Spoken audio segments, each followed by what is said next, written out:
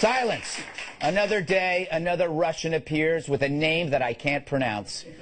And the media clutches their pearls like a nun eyeing crop tops at Forever 21. Here's a question. Is every Russian now a spy? Is every Muslim now an extremist? Imagine if these people were Muslims. CNN and MSNBC wouldn't know what to do. They'd have to return to bashing the cops. Fact is, the media focuses on certain parts of the story, but not others. They scream about Russians in this meeting while ignoring who let one of them in. It was President Obama's people who allowed a woman with no visa into this country, and then she ends up meeting Donald Trump Jr.? That's fishier than the dumpster outside Red Lobster. It reminds me of my favorite soap opera. A passionate affair. A dangerous game of love and corruption. They could have had it all. A Kremlin-connected Russian lawyer who was described to the campaign as a Russian government lawyer ushered into a top-level meeting with the Trump campaign at Trump Tower. Until one man stopped everything. How did the Russian lawyer get into the United States if wasn't her visa denied? And she arrived here under President Obama. And uncovered a dark secret. Pointing to the idea that this Russian attorney, Natalia Veselnitskaya, got into the country because of the Obama administration. Can their love survive the past? Rachel Maddow, Barack Obama, Natalia Veselnitskaya, with John Stamos as Russia, and introducing Greg Gutfeld as Biff. This is either the end of things, or things are about to get very, very weird. Days of Our Comrades, weeknights. Nice. All right. Sure, why not? Clap. The analysis never ends, and it's always dripping in qualifiers. There are a lot of questions still about what's going on, but there is a lot of smoke around here. We spent a lot of months trying to piece some of this together, and by no means are the pieces fitting yet, but this does, seem like a significant piece. If there was collusion between whether it's Donald Trump Jr. or someone else and the Russians, what does that mean? Then there's the big, what does that mean? And I think we don't know. Yes, we don't know. Hey, but don't let that stop us. Everyone is getting into the act, even the old classics. Look, I haven't seen everything. But this is absolutely unprecedented in the history of the country. Yeah, just like that false document you peddled about George Bush.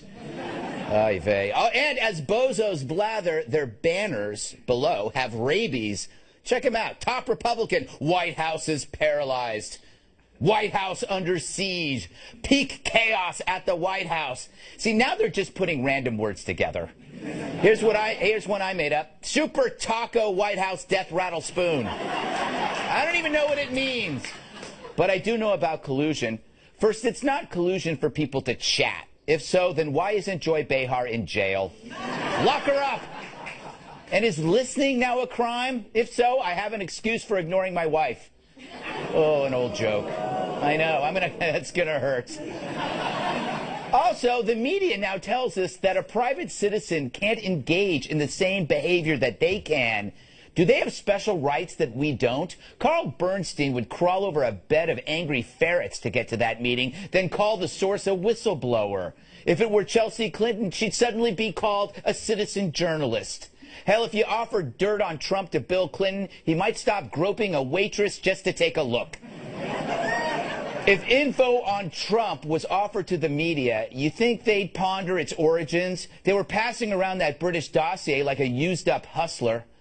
We keep redefining collusion, so I'm going to do it too. I've been fighting collusion all my life, from media, academia, and Hollywood, as they trick us into accepting foul lies and propaganda. You want collusion? Look at climate change journalism. Look at the news coverage on law enforcement. Look at how conservatives are demonized across pop culture. You want collusion? Watch how academics, reporters, and celebrities made identity politics the most destructive cult since the People's Temple. You want collusion, media? You invented it! Because every day there's a smoking gun, and in 2 days it goes up in smoke. But the press keeps overselling their product, exhausting the public. Could you imagine CNN and MSNBC being this intense over Benghazi, Fast and Furious, the IRS scandal, the DOJ scandal, the Secret Service scandal, Loretta Lynch's tarmac visit, Donna Brazil's debate collusion, Hillary's secret server, the Clinton Foundation shenanigans? I could go on. I could go on, and I will. Nothing will ever come close to Ted Kennedy meeting with the KGB in order to beat Ronald Reagan in 1984. It was a quid pro quo. You helped the Dems, we helped the USSR. If it worked, we would still have the USSR. Instead, now, thanks to Reagan, we have a smaller, far less scary Russia. And that's the big joke here. The Dems used to root for the Russians against us when the USSR was deadly and wanted us dead. And now, decades later, things are better, and the libs are finally seeing red? Save me the outrage. The Russian story is the left's crack cocaine, and they won't put down the pipe until there's a new dealer in the White House.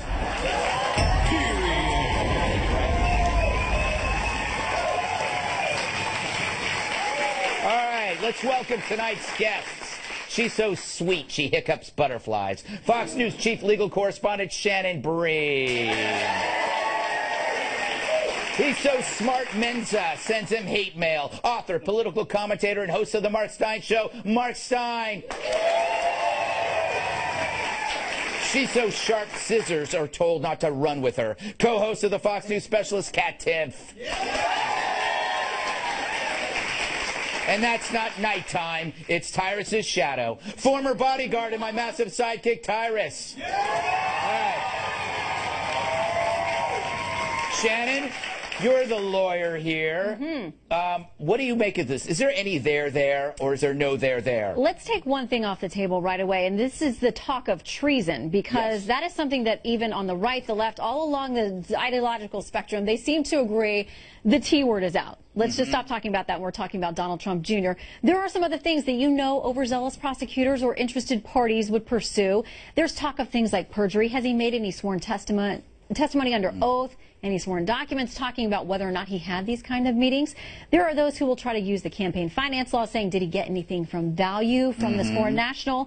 I think that right now there are many investigations underway, so we'll see. But I think most people agree it's not the legal trouble he has to worry about. It's more the public perception. Yes, but I think that the public has accepted the perception of Trump, that he's an outsider, therefore these mistakes happen, but that's another story. Mark, is the media Russist?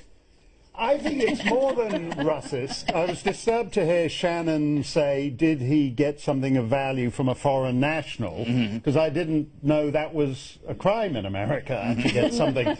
Trump produced the Miss Universe pageant, which by definition, the title suggests it may involve meeting people who are not American. That's true. And I'm disturbed. I'm not a foreigner myself. I was born and raised in Idaho, as you can probably tell. But I do deplore this xenophobia. And it's weird to me, particularly from the Open Borders Party, like the Democrats, that all 7 billion people on the planet are fine, except for Russians.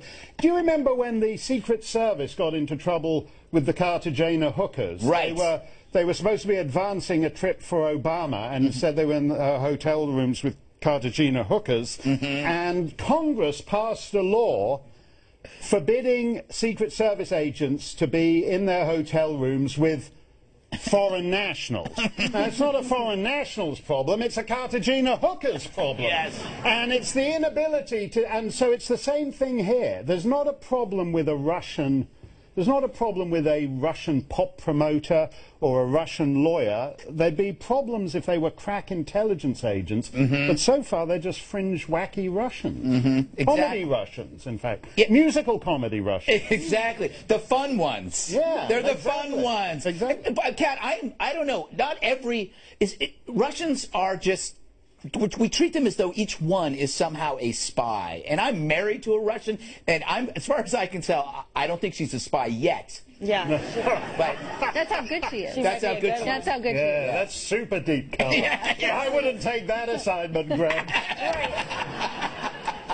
And you got to give her credit for that. Exactly. That's how I feel. Like, I think there's certain things that I have questions about. Why does the story keep changing? Stuff like that. However, there's that side, And then the other side is people are just going nuts over every little thing. Like if you're Russian, then automatically you can't talk to that person, or it's a nothing burger, or it's the end of the world. I don't understand when I lost my right to care just a little about something. I want to be able to care just a little without putting on a tinfoil hat of either side. I don't want to put on the deep state media left conspiracy or the Russia-Putin best buddies with Trump conspiracy theory. I have work to do. I have a life. I don't want to pretend I'm the FBI. Why is everyone an armchair FBI agent all the time? I'm just going to chill and let everybody else do their job and see what happens and manage to stay as relaxed as possible. Well, I think that's a good move on your part. What about you, Tyrus? What do you think? What do I think? Yes. I think the real story is that all this talk, no one was talking about, like, I have my own new TV show that came out on AMC. No one was talking about it. I got one damn tweet, one Greg, hey, whatever it was, cool. That was definitely a very that's American the real thing story. to do. I mean, I don't care about this Russia stuff no more. I'm over it.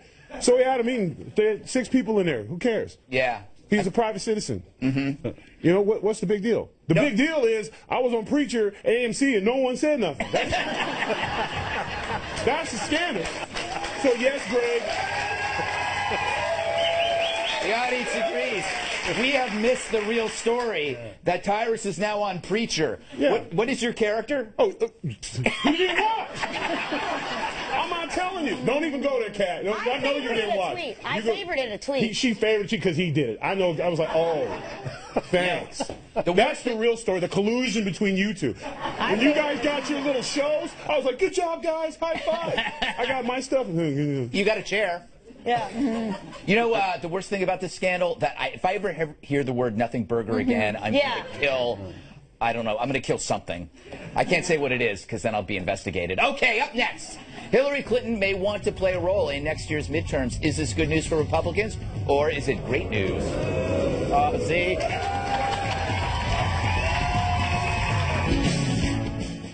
Like acid reflux after that Chipotle burrito,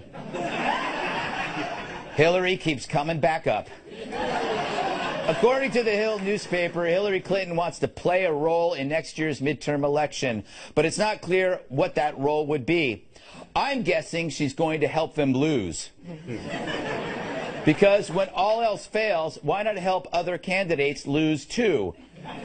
The article goes on to say that Hillary, quote, is looking at the House districts she won in last year's presidential contest against Donald Trump as part of an autopsy of her failed campaign. Yes, let's take a look at the election results by congressional district and remember, Hillary won everything in blue.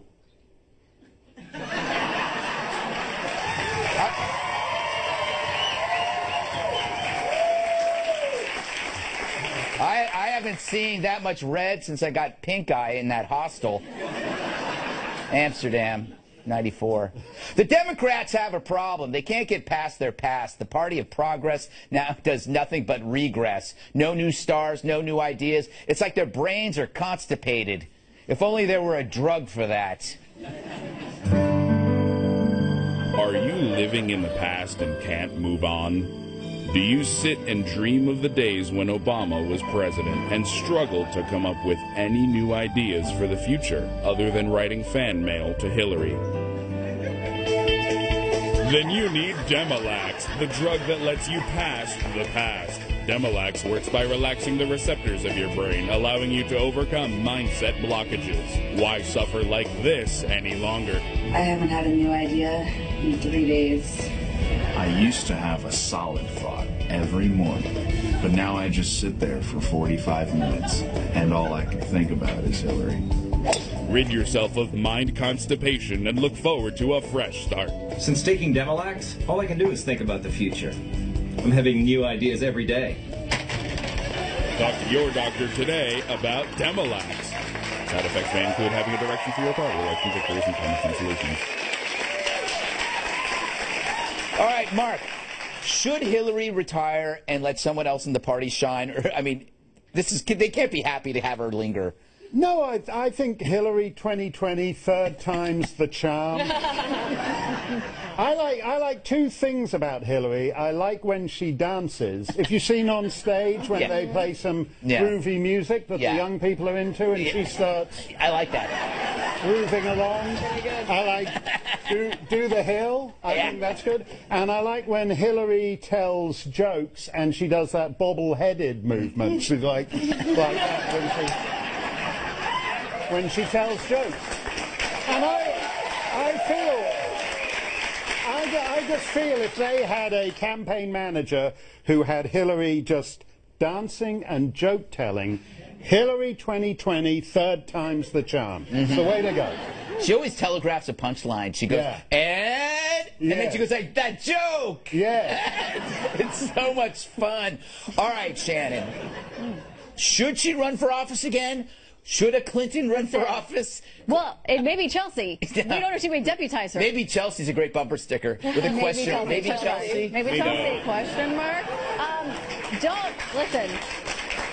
Don't ever count out Hillary Clinton. Yeah. I do not rule out, because you remember she has many scores to settle, because she has explained to all of us the reasons why she lost, including Netflix, the New York Times, President Obama having 2 terms, hackers in Macedonia, Vladimir Putin, James Comey. I mean, she's got a lot of scores to settle, so I would not rule her out, because she has listed all of the things that she needs to avenge. And maybe she could do that in 2020. Yeah. She's not going to get the drop on those Macedonians. I mean, they're Macedonian content farmers. If you've ever seen a Macedonian content farm, you'd know. She's got a beat on them. She's on it. Yeah, I don't think so. Tyrus, what kind of message do the Democrats need to get back to? Because right now... Message? Yeah. Message? Yes. Don't blame us. Blame her. I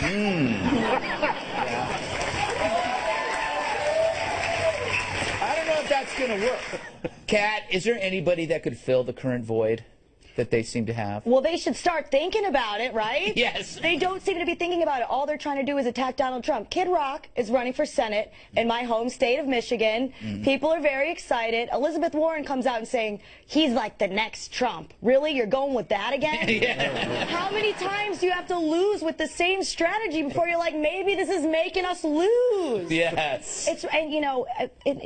Kid Rock would probably be kind of fun dude to hang out with, okay? I would love to hang out with Kid Rock. Hillary Clinton... can make that happen. Oh, Hillary Clinton, probably not so much. And if the Democrats knew what was good for them, they would look at this little pack and try to start their own little pack to keep her in the woods and out of influencing anything, because she makes things go bad for them. A wood pack. I think what the Dems should learn from Donald Trump is he won. It was a reaction against identity politics, so get away from that. Again, it was a reaction against a monolithic media. There's that, and also law enforcement. That he was pro-law enforcement, because all those things plague the Democratic Party. These were seen as anti-law enforcement, pro-identity politics, and pro-monolithic media. Plus, she just whined at the end about how mean he was to her. Who would want to listen to that from a president, to just stand up there every time she gives a speech, instead of leading the country, she just says, you guys are really mean, and things are hard for me, even though I'm very, very rich, and I've had every chance in the world to keep blowing it. Wow, wow, wow. Come on, go away. All right. On that note, we're going to go away for 2 minutes. Up next, campus word police take drastic measures against a law professor. And later, the senator from New Kansas has some questions for the guy who may run the FBI. Yay! The punishment is taxing for a question about waxing. A law professor at Howard University is now being labeled a sexual harasser because of the content of a question he put on an exam. The question detailed a hypothetical situation in which a customer at a salon claims she fell asleep during a Brazilian wax and was touched inappropriately. 2 of Professor Reginald L. Robinson's students complained about the question, which led to a 15-month investigation. Howard University took objection to a word in the test question. Now, be warned, I'm about to say this objectionable word. Please cover your ears if you're easily disturbed. Howard University took objection to the word genitals and sentenced the professor to sensitivity training. Now, I'm no Esquire, but I'm pretty sure during the course of any lawyer's career, they hear words a lot worse than that one. And then some of them have to actually study crime scenes. That's a lawyer's job. If they can't handle that, they can't be my lawyer. Watch something fun like this instead.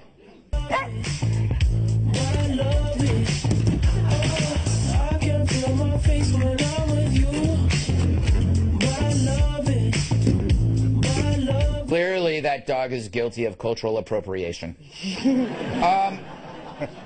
Shannon, I think this is a huge story because it signifies a victory against speech by punishing a person for using words pertinent to their job. I mean, how can you go to med school if these words are going to be if you got to open up a cadaver? I mean, this is going to be a microaggression. Well, first of all, if I read that test on one of my law school exams, which I did not, no one falls asleep during a Brazilian. So first of all, that's completely unrealistic. That was my exact Mark, how do you know this? That's not. Mark's nodding. Yes, I know. Yes. No one nods off. It's like, oh yes, I nodded off during a root canal. Like that's not happening. I was a sexual harassment attorney, not meaning that I sexually harassed people, but I was involved with those cases, and there is so much worse in the world. When I was in law school, I was just trying to survive semester to semester. I didn't have time to lodge complaints against professors like this, and if you're this delicate in law school, you're never going to survive. No one's going to hire you. In a courtroom, no, it's not going to work. You know, and Mark,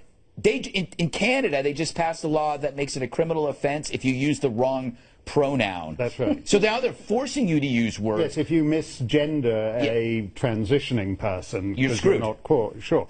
I hate all the safe spaces, the microaggressions, the triggering and all that.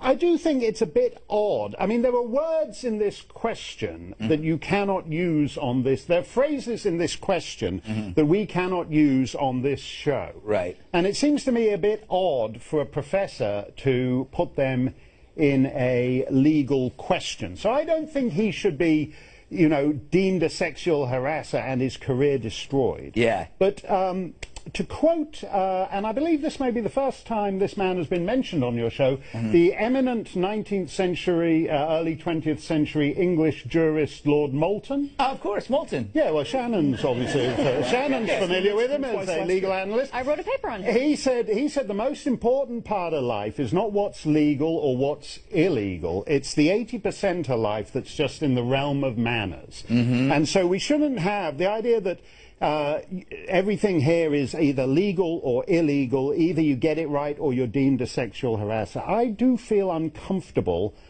not quite as uncomfortable as during that last Brazilian wax I had, but I do feel uncomfortable if it were my daughter being given a question about different types of Brazilian wax, which is what's at issue in this question. Interesting. So that's unusual. So you're talking more from a manners rather than a legal standpoint. Yes. It can't all be laws. Yeah, but okay. Let me ask. So, Kat, you work in publishing, in magazines. So do I. If I'm in a meeting and I'm dealing with like a layout of a pop star and we're talking about body parts or whatever like that, there could be somebody in that office that felt like I had microaggressed them by saying we need to do this or do that. Yeah, and you would lose because now if you're offended, people automatically say you're right because they don't want to get sued, and that's basically what's been happening.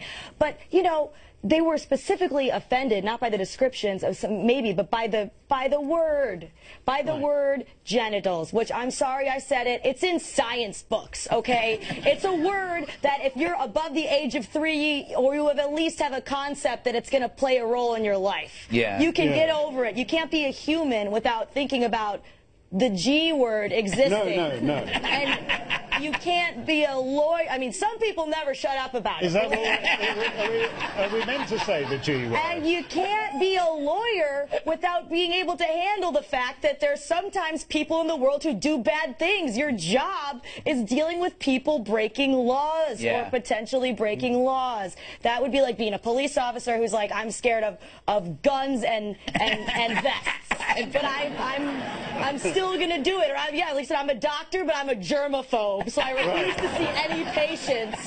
I mean, maybe it's just not the job for you. There are approximately infinity other jobs. Feel free to choose one of those. Hey, come on. Tyrus, let's say you're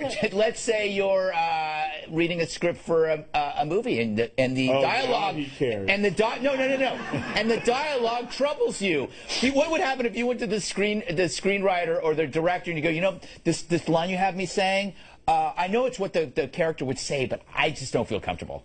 What would happen? They would say, that's a great point, Tyrus. I'm very happy to do that. We'll change it immediately. Yeah. And then as soon as I walk out, they're like, get his big ass out of here. Coming up, who's the better tipper, a Republican or a Democrat? I'll give you a hint. I've left a $100 bill under your TV right now.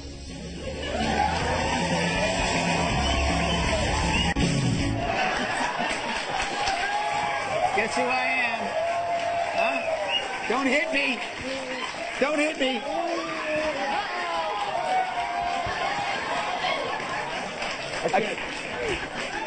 Then we see my Sit down, Tyrus. All right. That's what Greg looks like without his makeup on. Yes, exactly. This is beautiful. Anyway, when it comes to tipping, there are two types of people in this country: Republicans and dirty left-wing commie pig cheapskates. Creditcards.com surveyed just over 1,000 adults across the country about how much they leave the wait staff. Turns out the highest tippers, who leave about 20% average, are Republican men from the Northeast who voted for Trump. If there's only one of those in our audience. The worst tippers, women, Southerners, Democrats, and those paying with cash. These groups leave about 15 to 60% on average, which still isn't that bad, I think. How do I tip? Great question. When I'm done eating, instead of a typical gratuity, I offer the server a free copy of Mark Stein's fantastic album. It's called Feline Groovy, Songs for Swingin' Cats. Here's a taste. It's real. Thought I saw a pussycat a-creeping up on me. You bet I saw a pussycat, as plain as he could be. He's watching you. He's watching you.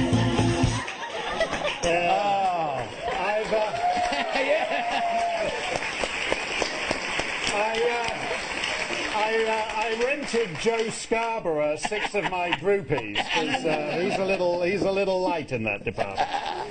I still love that song. All right, Tyrus, what do you make of this tipping study? I'm stuck on the video. I need at least keep stuck.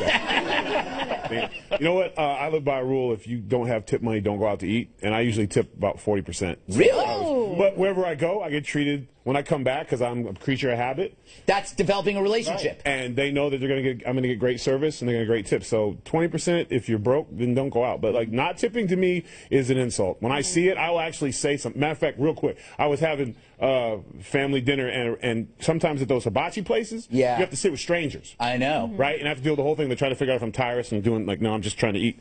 And the tip came, and the dude was like, I pay a lot of money when I go out and this, that, whatever. He tipped $10 on a $100 bill, and as he went, I was like, bruh, come on, man. Like, Nah, yes. I tipped 50% because I have to tip for you because you're ruining the service.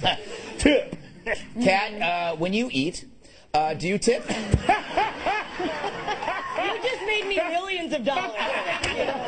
Sorry, Kat, go ahead. So it's not a surprise that people who vote against the government taking away all of their money and giving it to other people tend to have more money. Come on, it makes the most sense in the world. When I go out to eat, I also tip ridiculous amounts of money. I used to be a waitress, and I was perhaps the worst waitress in the world. So even if service is bad, then I still tip a bunch, because I remember how upset I mean, really bad. I spilled a whole bottle of wine on a lady once, and instead of like grabbing paper towels, I just stood there asking her if she hated me. And she's like, listen, I don't care. Just tell me. We're not, So. That is very Kat. Yeah, I was like, I'm more worried about what they think of you. Are you mad at me? We cool? We cool? So, the worse the service, sometimes I give the larger tip, because I have a bit of, solidarity with all of us bad waitresses out there. All right. So. Mark, Democrats are only generous with other people's money. Yeah, I think that's it. I never made it to waiter. I was a busboy at the Westbury Hotel in Toronto. We got 10% of our waitresses' tips. So if we had a room full of Democrats, I was screwed, because I was getting 10% of 90 people who tip whatever it was, 12%, plus you coming in and handing me my Cat album, and I get one track on it. One track on you that left Cat somehow album. owing them money. Yeah. But you're right, is that Democrats care about all 7 billion people on the planet in general. so that if they get really great service, they say, you know, you're a terrific, really hard-working waitress. I'm really impressed by you, and I'm going to work hard to tell the Republican Congress to increase the minimum wage in 3, 4, 5 years' time. And that's how they work. They care about people in general, right, but not about individuals. They think globally, not locally. Yeah. Shannon, thoughts? I'm all about the attitude. I mean, if you have a good attitude, even if you spill a bottle of wine or whatever, I'm going to chip in and help you out. I do have to say my husband meets this as the criteria of men being better tippers than women. Mm-hmm. He's so generous in a good way, but he always feels like these people are hustling, they're working hard. Let's, you know, we do go behind my parents though. Yeah, it's always check and see what they tip. It's always sad when you awkward when you have a relative, generally older. It's like not, and you're just sitting there going, and you wait till they leave, and then you add money on the bill when they're gone. Yeah. Yes, we do that. My life. I'm that guy. Yeah. Anyway, I'm the guy that just leaves, and I know that they're going to pay. No, I'm kidding. Up next, rock and roll is officially dead. 2 musicians get dropped from their record label for not having the correct point of view on topics like immigration. I'll talk with them next.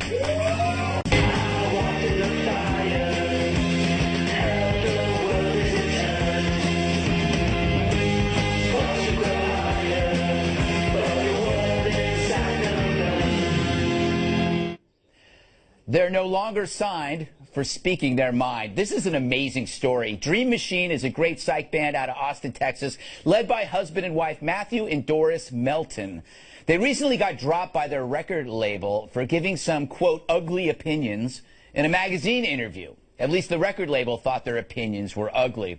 You be the judge. On the topic of deportation in the U.S., Doris, who's from Bosnia, said, quote, ICE is just doing their job. Oh, my God. And I'm glad they're finally starting to work on deporting criminal illegal aliens, too.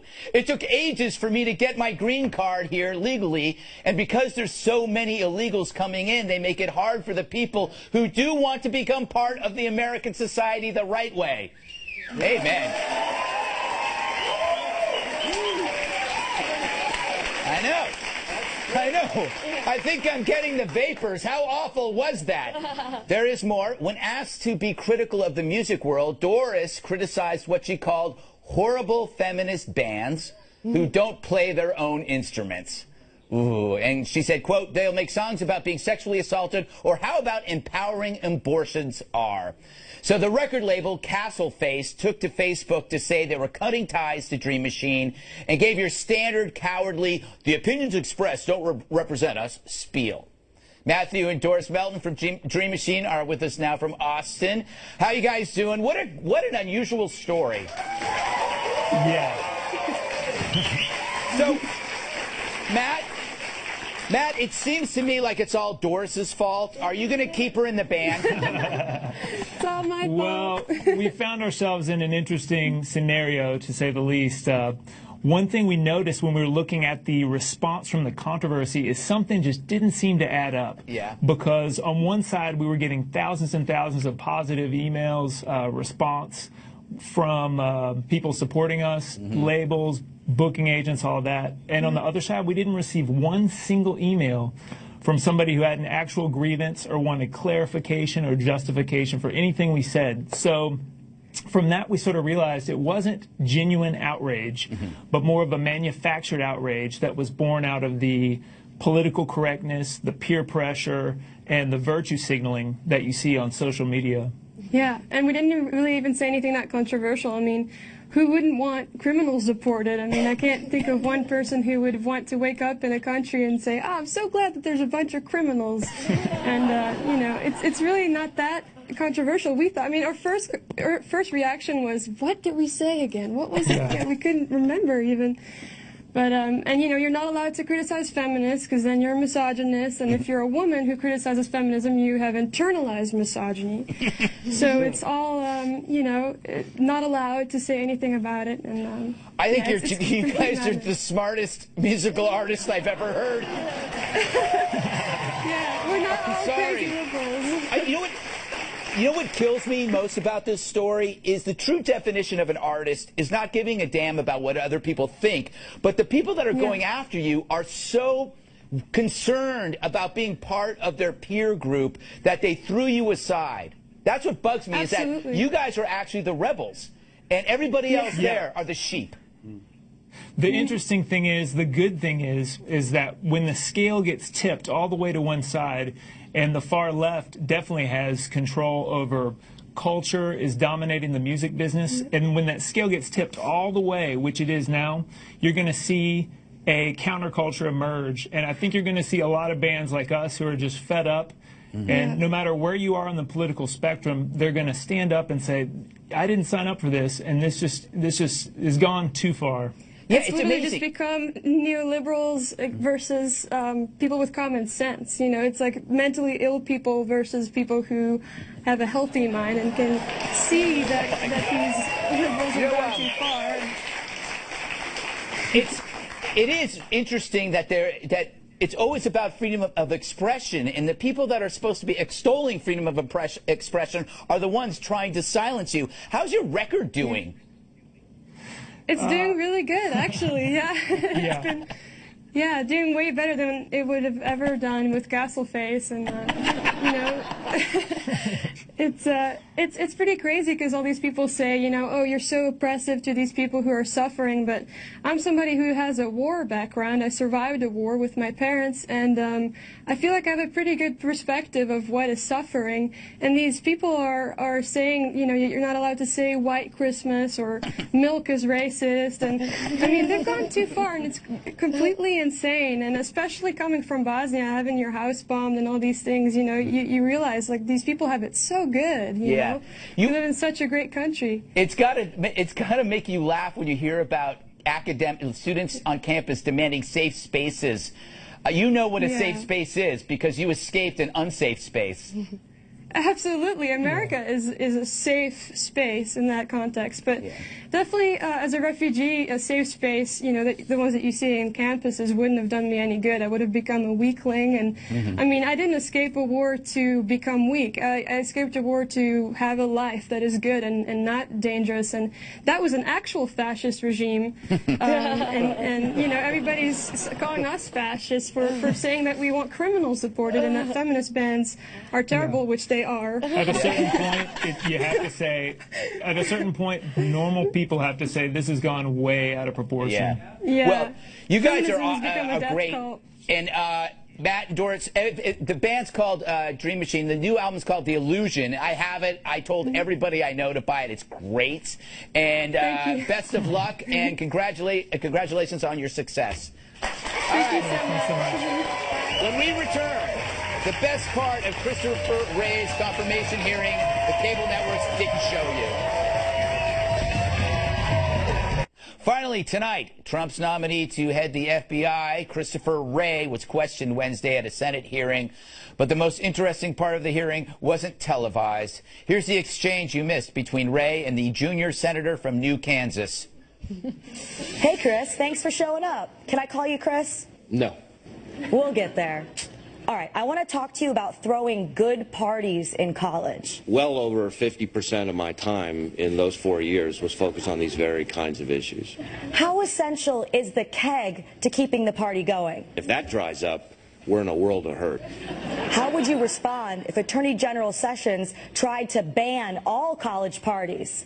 First, I would try to talk him out of it, and if that failed, I would resign.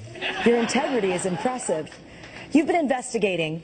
Which is more delicious, Twinkie ice cream or cupcake ice cream?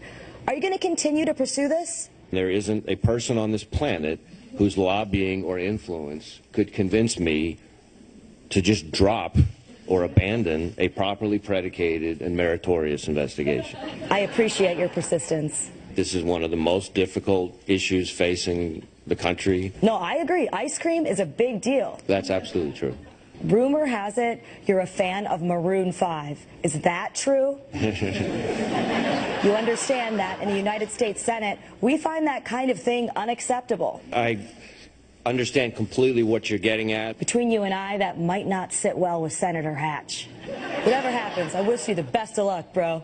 Thank you, Senator. It means a lot. All right. Gotta go.